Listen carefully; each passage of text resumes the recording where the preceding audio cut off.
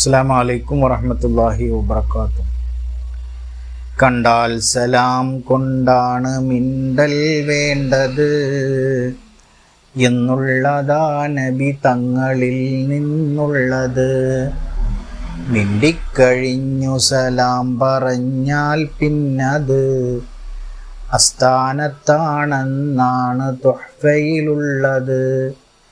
ഇത് മറതി ജഹ്ലിവയാൽ ഭവിച്ചാൽ പിന്നെ സ്വീകാര്യമായത് പരിഗണിക്കുക തന്നെ എന്നും ബുജൈരിമി വ്യക്തമായി പറയുന്നതാ. 261:4 വന്നതാ. അല്ലാഹു തന്നെ സലാം പറഞ്ഞിട്ടുള്ളതാ. അത് മുഅ്മിനീങ്ങളിൽ മാത്രമായി കാണുന്നതാ. ഖുർആൻ ശരീഫ് ഇത് വ്യക്തമായി പറയുന്നതാ. 12 സ്ഥലമിൽ തന്നിതും വിവരിച്ചതാ.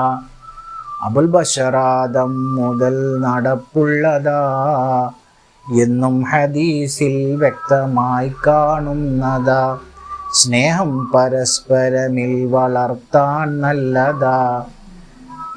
അതു കാരണം ഈമാൻ ശരിക്കുറക്കുന്നതാ. ഈമാൻ ഉറച്ചവരെ കടക്കും സ്വർഗമിൽ.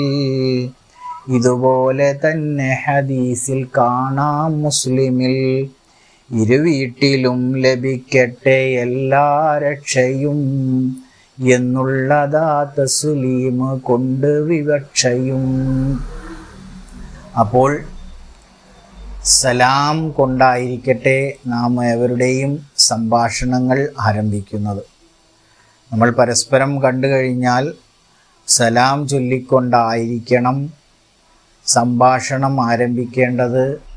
മിണ്ടിക്കഴിഞ്ഞതിന് ശേഷം സലാം ചൊല്ലുന്നത് അസ്ഥാനത്താണെന്നാണ് തടവ ഉസ്താദ് ഇവിടെ പ്രതിപാദിക്കുന്നത്. അദ്ദേഹത്തിൻ്റെ മാത്രം അഭിപ്രായമല്ല, ഹദീസുകളിൽ വന്ന കാര്യങ്ങളാണ് അദ്ദേഹം ബൈത്തായിട്ട് ഇവിടെ ചൊല്ലി നമ്മളെ കേൾപ്പിച്ചിരിക്കുന്നത്. Thank you for watching. Have a wonderful day.